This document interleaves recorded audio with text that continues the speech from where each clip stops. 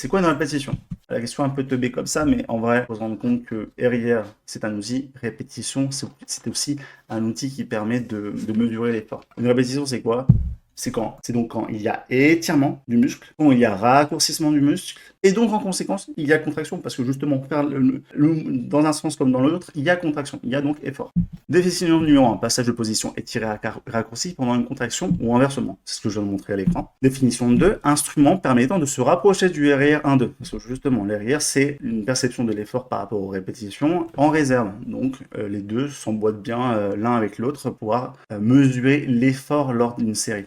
Après, on va la définir un peu plus la série. Et j'ajoute l'isométrie parce que fait intéressant, c'est que la contraction sur une position statique plus ou moins étirée ou raccourcie vous permet aussi de créer de la fibre musculaire. C'est-à-dire, l'isométrie, c'est-à-dire qu'au lieu de faire, je vais mettre encore en Facebook, au lieu de faire votre bench, voilà, votre développé couché, eh bien, vous restez juste sur une position dans laquelle vous êtes en contraction, très bien, mais vous êtes statique. Ça, l'isométrie. C'est-à-dire qu'il y a purement il y a la contraction, mais il n'y a pas de phase d'étirement ou de raccourcissement du muscle. Mais en fait, ça aussi, ça engendre un stimuli qui pourrait être comme sur la loi de Lehmann. Le problème, c'est que c'est pertinent en rééducation, mais c'est pas forcément pertinent. Enfin, c'est pertinent pour la rééducation, même pour de l'hypertrophie. Mais le problème, c'est que c'est pas.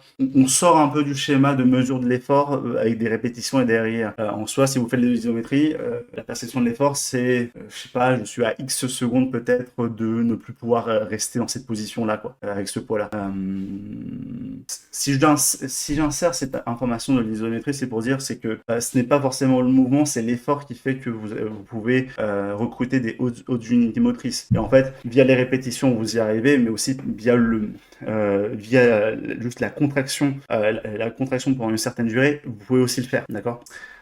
Mais c'est pas l'isométrie, c'est pas forcément l'outil le plus intéressant d'un point de vue hypertrophique parce que voilà, on a du mal un petit peu à mesurer, c'est beaucoup moins clair et beaucoup moins définissable que par exemple une répétition qui commence à un point A et finit à un point B.